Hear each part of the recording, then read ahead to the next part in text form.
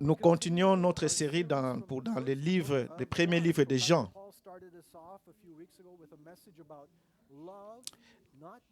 Et l'amour qui n'est pas une discipline, mais une action. Et si vous êtes un jeune, vous êtes passionné. Et le pasteur Marc a rappelé qu'il ne faut pas croire tout ce que l'on entend. Tout ce qui est spirituel. Et voilà pourquoi nous devons lire la Bible.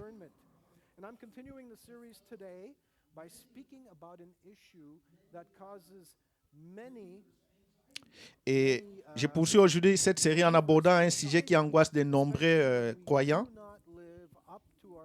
et comment les chrétiens doivent être.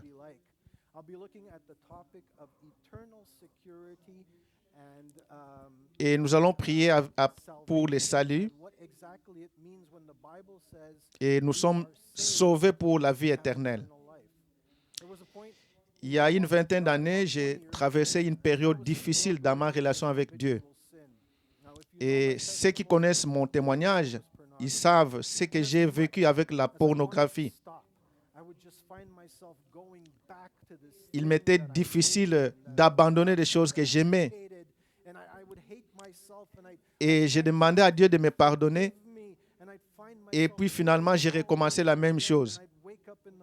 Et quand je me réveillais, chaque matin, je me sentais brisé et honteux. Et j'ai commencé à douter de mon salut. Et comment Dieu pouvait-il aimer quelqu'un comme moi? J'étais censé censé être bon.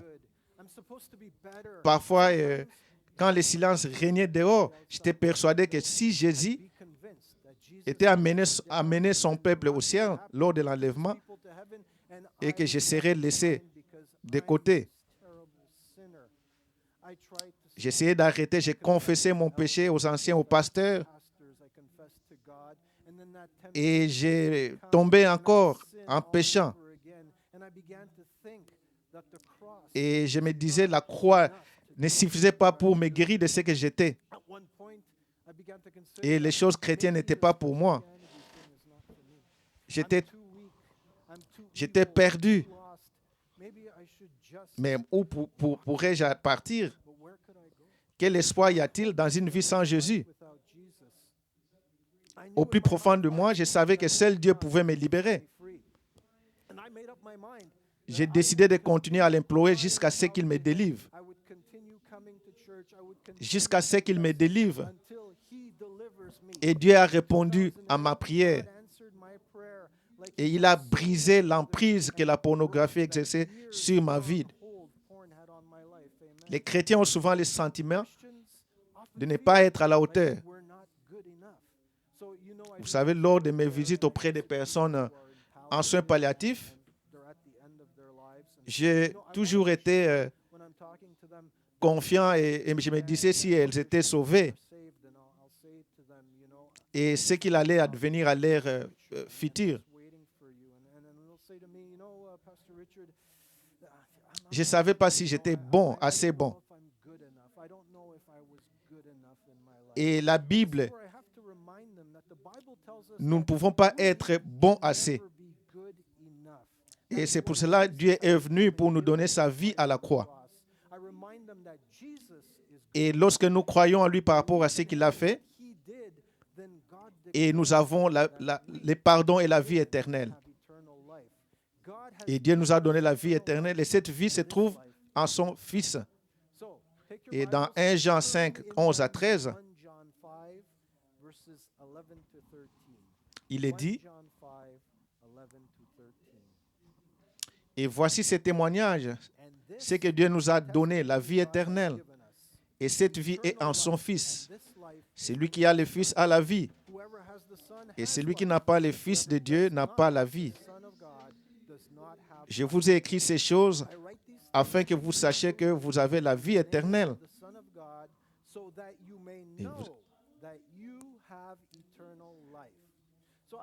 Je voudrais prendre un instant pour examiner certains mots de plus près.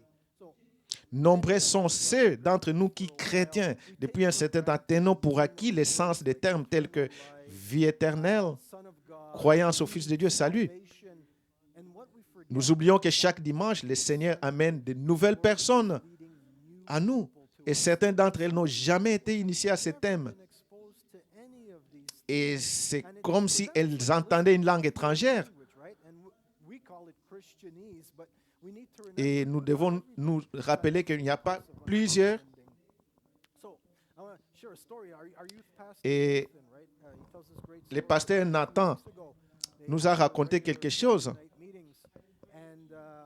Un garçon a invité un frère, des amis. Et ces garçons étaient en train de voir Nathan en train de prier. Et ce jeune homme est allé vers Nathan pour dire, qu'est-ce que tu es en train de prier? Et il dit, mais c'est quoi la prière? Il ne savait pas c'est quoi la prière.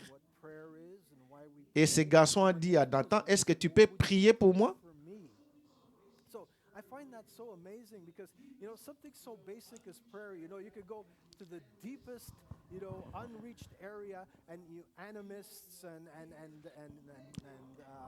Et les païens, parfois, ne savent même pas qu'est-ce que la prière. Ils n'ont pas une idée sur ce que c'est la prière.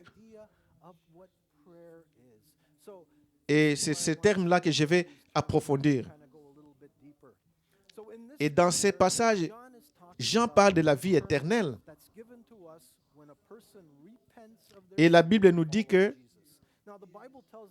nous sommes tous pécheurs. Dans Romains 3, 23, il est dit, car tous ont péché et sont privés de la gloire de Dieu. Péché, c'est manquer le but.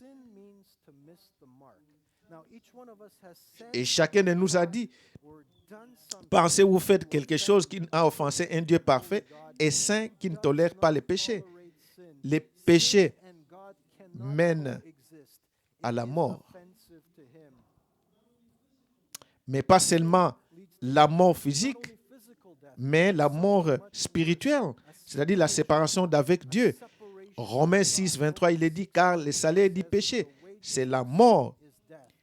Et lorsqu'un pécheur impénitent meurt, il ne cesse pas d'exister. Il va dans un lieu loin de Dieu, où règnent les pleurs, les regrets, les chagrins, la honte et la douleur. Et la Bible parle d'être jeté dans un lac de feu et de souffrir. Certains imaginent que l'enfer comme une immense fête où tout est permis. Rien n'est plus faux. Dieu ne souhaite ce sort à personne. Dès le commencement de la création, son plan était de délivrer l'humanité de la mort. Et il l'a accompli en envoyant sur cette terre son Fils unique et Dieu aimé. Et il dit dans Jean 3, 16, car Dieu a tant aimé le monde qu'il a donné son Fils unique, afin que quiconque croit en lui périsse point, mais qu'il ait la vie éternelle. Jésus qui a mené une vie parfaite n'a jamais péché, s'est offert volontairement à la mort pour nous. Et lorsque nous nous rappelons, croyons que Jésus a fait cela pour nous, Dieu efface notre culpabilité, il nous pardonne. Et lorsqu'il nous regarde, il ne se souvient pas des fautes passées, mais il voit en nous, cette fois en Jésus, qui rétablit dans une relation avec lui. Amen. C'est ce que Jean dit dans notre passage. Quand nous croyons en Fils, nous avons la vie éternelle. Le mot croire dans ces contextes signifie bien plus que simplement savoir qu'une chose est vraie. La Bible nous dit que même les démons croient en Jésus, mais ils ne le suivent pas. Croire, c'est décider de suivre Jésus pour le reste de notre vie. Nous nous détournerons du péché, et la Bible appelle cela la repentance. Et nous vivrons d'une manière qui plaise à Dieu en obéissant à ses commandements. Jésus nous sauve. Et c'est de lui que nous recevons le salut du monde. Le salut et la vie éternelle sont étroitement liés. Le salut est l'acte d'être sauvé du péché et de ses conséquences, comme la mort spirituelle, par la foi en Jésus. Tandis que la vie éternelle est un don reçu à travers cette relation intime et personnelle avec Dieu qui commence dès maintenant et aboutit à une existence éternelle auprès de lui. Et il n'y a pas de honte, il n'y a pas de douleur pour tous ceux qui croient. En bref, le salut est la délivrance qui conduit à la vie éternelle. Nous ne pouvons rien faire pour mériter la vie éternelle auprès de Dieu. C'est un don gratuit qui nous est offert par le sacrifice de Jésus sur la croix. C'est car c'est par la grâce que vous êtes sauvés, par les moyens de la foi. Et cela ne vient pas de vous, c'est le don de Dieu. Comme le dit Éphésiens 2, 8 à 9.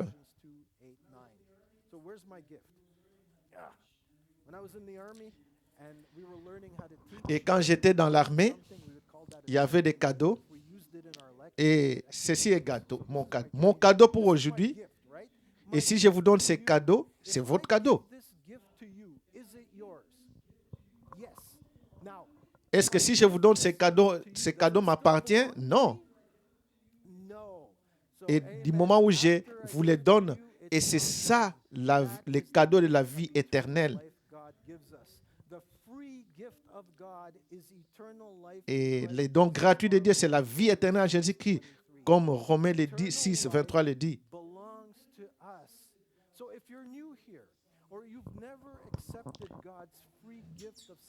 Si vous n'avez jamais donné votre vie à Jésus pour la vie éternelle, et à la fin de ce culte, je vous inviterai à avancer vers l'avant. Et des personnes seront là pour prier avec vous. Et lorsque vous leur direz que vous voulez suivre Jésus parce que vous regrettez vos péchés, c'est une confession. Et que vous vous détournez des vides de votre ancienne vie et obéir à Dieu, c'est ça la repentance. Et Dieu est fidèle pour vous pardonner vos péchés. Voilà pourquoi nous devons tout faire pour être sauvés. Nous ne serons jamais assez bons, ni assez théologiques, ni quoi que ce soit d'autre. Et Jésus a tout accompli. Lorsque vous avez reçu Jésus, vous avez reçu aussi le Saint-Esprit, c'est-à-dire le cœur et l'Esprit de Christ qui demeurera en vous. Et le Saint-Esprit ne vous forcera à rien, mais il vous encouragera, vous réconfortera et vous enseignera les voies de Dieu. Et lorsque vous péchez, il vous convaincra de pécher afin de vous amener à la repentance et ainsi préserver une relation saine avec Dieu. Vous avez donné votre vie à Christ. Vous le suivez. Quel bonheur je suis. Je vais à l'église, je lis la Bible, je prie et je ressens la présence de Dieu dans ma vie. Et puis, un jour, sans prévenir, nous disons, faisons quelque chose qui va à l'encontre de tout ce que j'ai vécu jusqu'ici. Nous mentons, nous replongeons dans la drogue, nous humilions notre conjoint. Et miracle, ça fait du bien. Quoi? Comment? Pourquoi?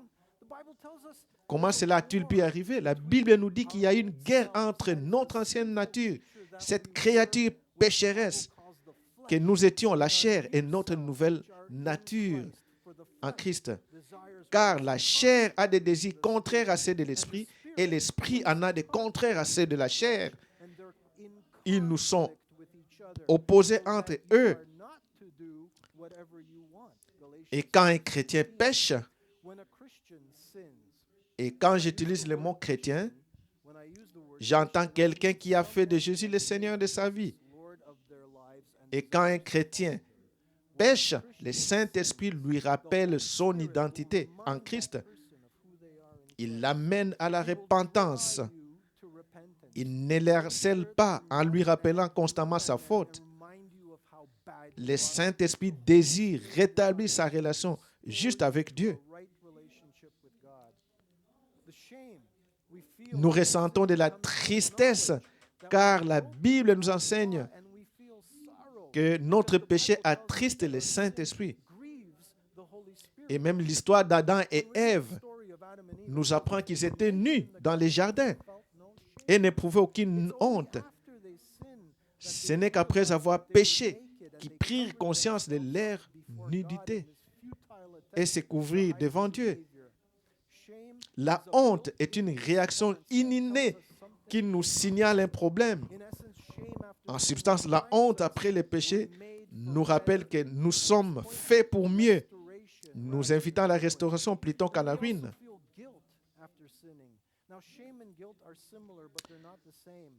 La honte et la culpabilité sont similaires mais non identiques.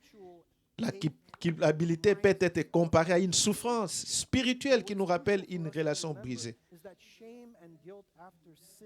Et il est essentiel de se souvenir que la honte et la culpabilité après avoir péché ne sont pas là pour nous condamner, mais pour nous ramener à une relation juste avec Dieu. Elle nous incite à confesser nos fautes et à nous repentir. Et Dieu ne cesse de nous aimer lorsque nous péchons. Dans Romains 8, 39, car j'ai l'assurance que ni la mort, ni la vie, ni les anges, ni les dominations, ni les choses présentes, ni les choses à venir, ni les puissances, ni la hauteur, ni la profondeur, ni aucune autre créature ne pourra nous séparer de l'amour de Dieu manifesté en Jésus-Christ notre Seigneur. Il est important de se souvenir de ceci. Lorsque nous péchons, nous rompons notre relation avec Dieu, mais nous ne perdons pas notre salut. Et Éphésiens 4,30 dit, il est dit, n'attristez pas le Saint-Esprit de Dieu, par lequel vous avez été scellés pour le jour de la rédemption. Et malgré la tristesse, notre salut demeure intact. Dieu nous a scellés. Et rien, même pas le péché, ne peut briser ces sceaux. Je suis toujours surpris de la compassion et du pardon dont nous sommes capables envers ceux que nous aimons. Des gens ont commis les crimes les plus horribles et des mères pleureront sur leurs enfants, aussi odieux soit-il. Pourtant, nous avons en tête que Dieu nous réunira si nous péchons. Même cette pensée me semble un péché. Ma grâce et mon pardon seraient-ils supérieurs à ceux de Dieu? Puis cela n'est jamais arrivé.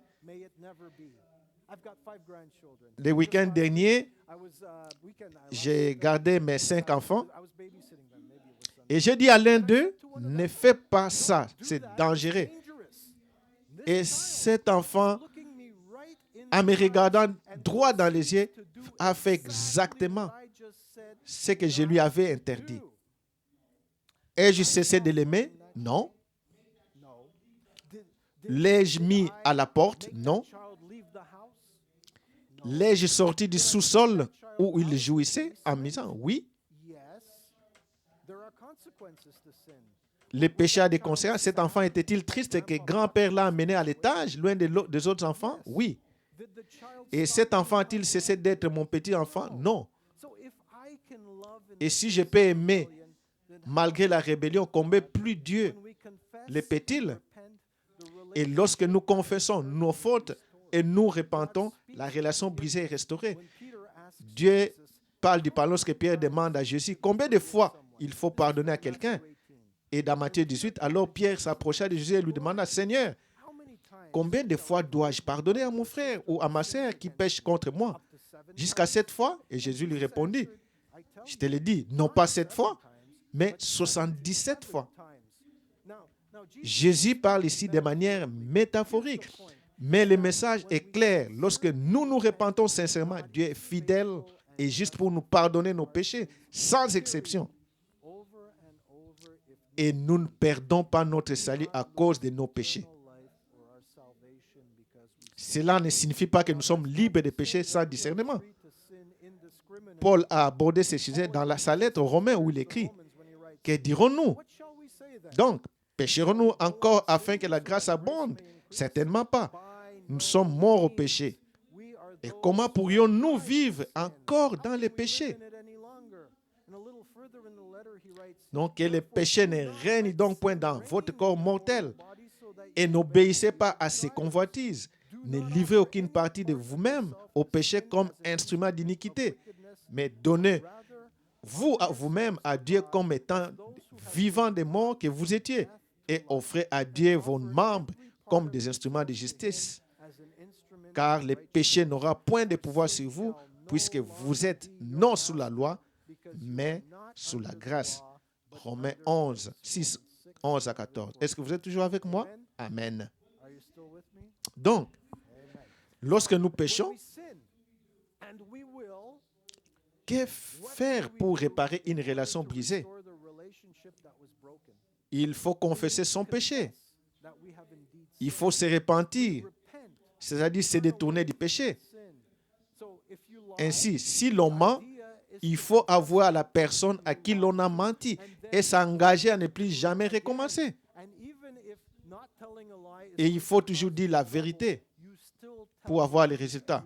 Il faut prier, demander pardon à Dieu, s'examiner pour comprendre les raisons de nos actes et trouver des solutions pour ne plus reproduire ces comportements. Et si notre comportement péché devenait une habitude, qu'est-ce qu'on fait? Et lorsque j'animais le groupe appelé Exode pour hommes, ici à l'église, nous rencontrions souvent des hommes qui luttaient contre les péchés habituels. Ces hommes venaient au groupe avec un désir sincère de changer. Ils savaient non seulement que leur comportement était mauvais, mais ils les ressentaient aussi, car ils étaient pour la plupart des chrétiens souffrant intérieurement d'une relation brisée avec les Pères célestes. Nous avons tout vu. Drogue, alcool, pornographie, jets d'argent, infidélité, violence. Donc, j'ai éprouvé une profonde compassion pour eux. Et je comprenais trop bien l'emprise que le péché peut avoir sur une personne. Et l'apôtre Paul le dit si bien dans Romains 7. Car je ne fais pas le bien que je veux, mais je fais le mal que je ne veux pas. J'ai le désir de faire le bien, mais je n'y parviens pas.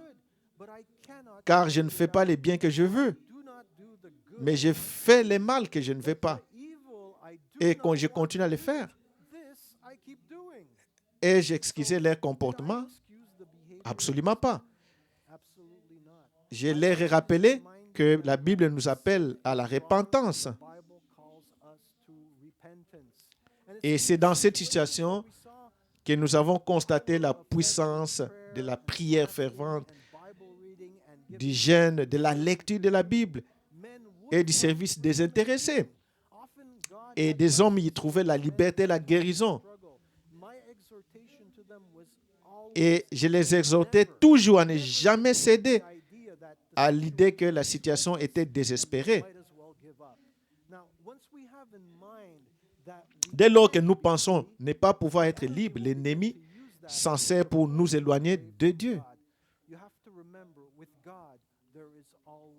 Et avec Dieu, il y a toujours l'espoir. Même si vous luttez contre les péchés habituels, votre salut n'est pas remis en cause. Jésus a donné sa vie pour que nous soyons libres. Et c'est le prix le plus élevé jamais payé. Et chacun de nous qui croit a été racheté par Dieu par le sang de son Fils. Nos péchés n'effacent pas le sang du Christ. Mais le sang du Christ efface nos péchés et les fera toujours. Amen.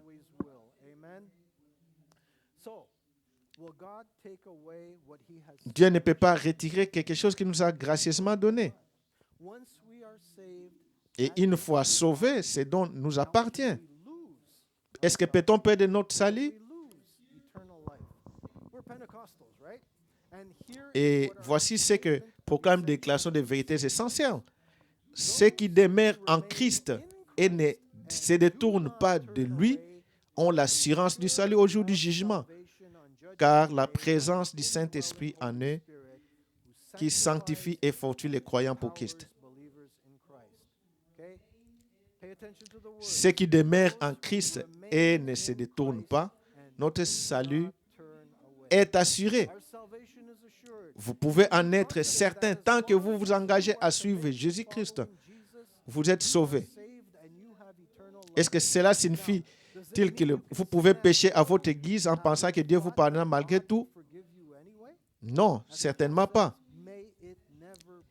Et si nous péchons volontairement avec l'intention de simplement confesser nos péchés, de nous dire Dieu nous pardonnera, alors la Bible dit ceci dans Hébreux 10, 29. De quel châtiment pensez-vous que cela sera jugé digne? Celui qui aura foulé aux pieds le Fils de Dieu, qui aura tenu pour profane le sang de l'alliance par lequel il a été sanctifié et qui aura outragé l'esprit de grâce. Lorsque nous considérons la souffrance de Jésus comme un simple moyen de manipuler Dieu, nous dévalorisons les plus grands actes d'amour et de sacrifice que le monde n'ait jamais connus. Ce que Jésus a accompli sur la croix nous sanctifie. Autrement dit, nous purifie, nous permet d'entretenir relation avec Dieu.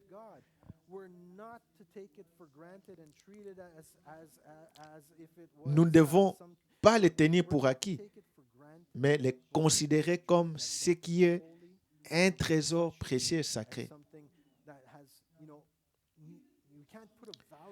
Même si quelqu'un a adopté cette attitude dans sa relation avec Dieu, cela ne signifie pas pour autant qu'il a perdu son salut. Souvenons-vous qu'il s'agit d'un don gratuit et que si cette personne prend conscience de son erreur, confesse ses fautes et se répand, la Bible affirme que Dieu est fidèle et juste pour lui pardonner. Dans Marc 3, 28 à 29, la Bible nous dit, « Je vous l'ai dit, en vérité, tous les péchés seront pardonnés aux fils des hommes et les blasphèmes qu'ils auront proférés, mais quiconque blasphémera contre le Saint-Esprit n'obtiendra jamais de pardon. Il est coupable d'un péché éternel. » Cette phrase souligne la gravité du blasphème. Blasphème contre le Saint-Esprit. Et blasphémer contre le Saint-Esprit consiste à attribuer l'œuvre du Saint-Esprit à Satan.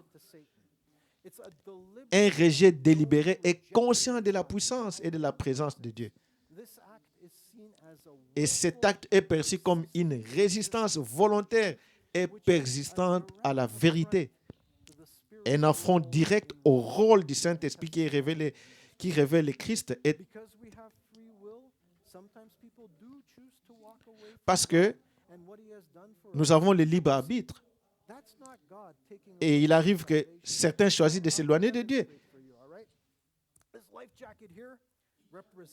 Voyez, ces gilets de sauvetage représentent mon salut. C'est un don gratuit qui vient de Dieu. J'ai confessé ma foi à Jésus-Christ et je ne peux pas me soucier. Et si je pêche, je vais briser ma relation avec Dieu.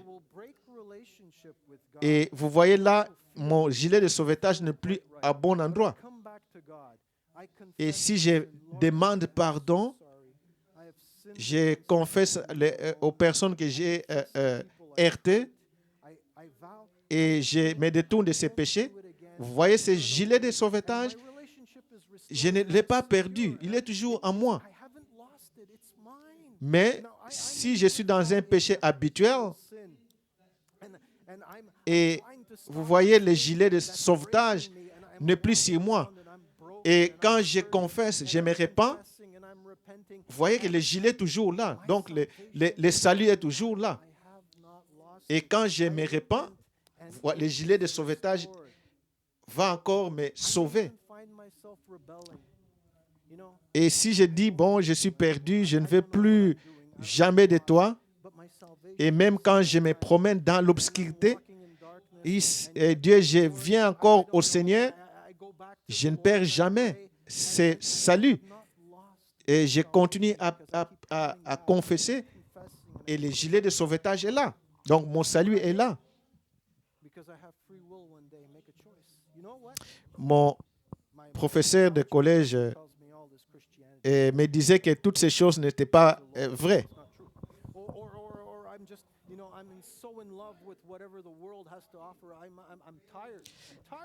Et si je dis je suis fatigué de me promener avec ces gilets, je suis en train de... Et si je les mets, je mets Jésus de côté, c'est fini.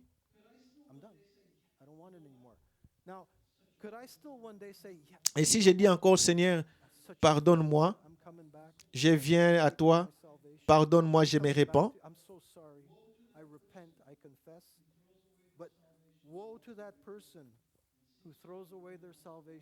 Et quand cette personne qui a jeté son salut, il retourne dans le monde,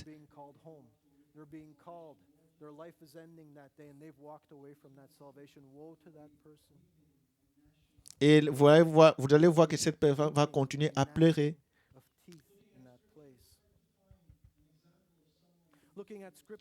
Et dans la Bible, il y a des histoires où on nous montre comment des gens qui ont perdu le salut.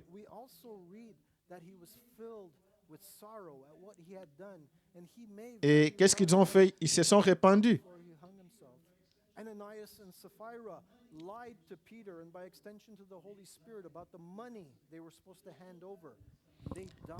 Et de même pour Ananias et tout ça, qui blasphémait le nom de Dieu. On sait que le péché a des conséquences. Et le prix du péché est parfois difficile.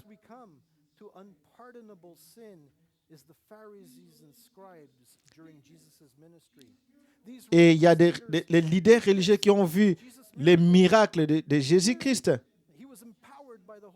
Et ce n'était pas des moments difficiles. Et quand ils ont vu ce que Dieu était en train de faire pour le... Et Jésus les a dit qu'ils commettaient un péché impardonnable. Et si vous ne demandez pas pardon pour les péchés, et vous ne voulez pas vous repentir,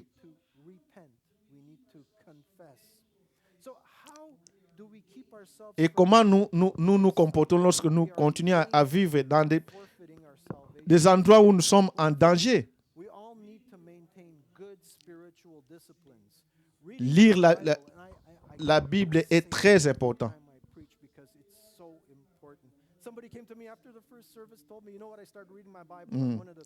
Il y a quelqu'un qui m'a dit lors du premier culte qu'il lisait la Bible. Donc, lire la Bible chaque jour permet de rester connecté à Dieu. La prière quotidienne est également importante afin de communier avec lui. Fréquenter régulièrement l'église pour être responsable et soutenu par une communauté de croyants. Servir dans le corps du Christ, son église.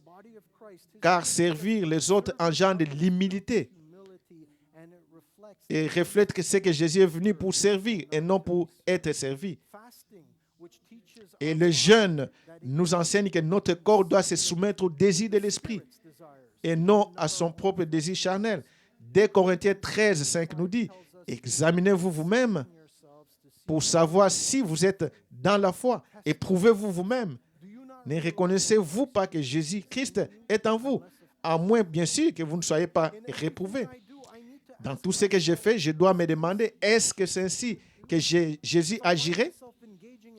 Si je me surprends à avoir des pensées ou des actions contraires aux enseignements de Jésus-Christ, je dois confesser mes péchés et me repentir afin qu'ils ne deviennent pas une habitude dans ma vie. Plus je persiste dans les péchés non confessés, plus l'ennemi a des chances de m'éloigner des bras d'un Dieu d'amour qui désire une relation éternelle avec lui. Je conclurai par un verset de Romains 6 qui résume bien la situation. De même, considérez-vous comme mort au péché et vivant pour Dieu en Jésus-Christ. Que les péchés ne règnent donc plus dans votre corps mortel pour vous soumettre à ces convoitises mauvaises. Ne livrez aucune partie de vous-même au péché comme instrument d'iniquité, mais offrez-vous plutôt à Dieu comme des vivants, arrachés à la mort. Offrez-lui tout entier comme instrument de justice, car le péché ne vous dominera plus, puisque vous n'êtes plus sous la loi, mais sous la grâce. Dans l'évangile de Jean, Jésus promet, « Je leur donne la vie éternelle, ils ne périront jamais. Personne ne les arrachera de ma main. Mon Père qui me les a donnés est plus grand que tous.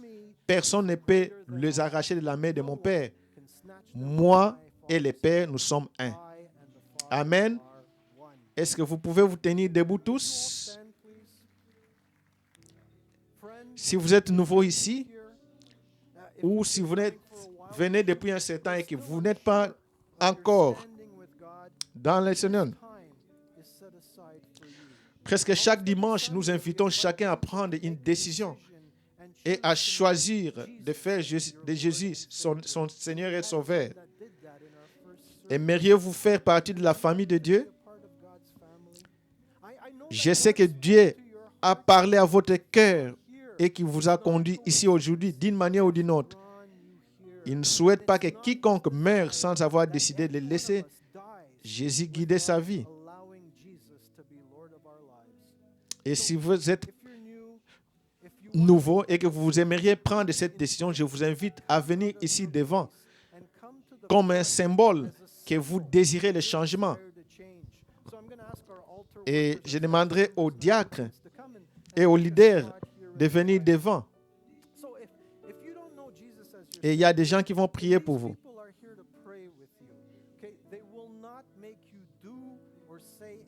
Ils ne vont jamais vous dire quelque chose qui va vous embarrasser, mais ils méritent juste vous rencontrer. Et c'est un acte de foi. Oui, ne dis pas, non, pas aujourd'hui. Et si vous avez entendu cette voix, et vous savez combien de temps vous avez, et la Bible dit, le temps est court, et ne quittez pas cet endroit tant que vous n'avez pas donné votre vie au Seigneur. Et ceci, c'est une question de vie ou de mort. Venez ici. Et si, pour vous qui n'êtes pas nouveau, il y a quelque chose qui vous a aussi touché, il y a des bien-aimés qui sont ici devant, qui vont prier pour vous.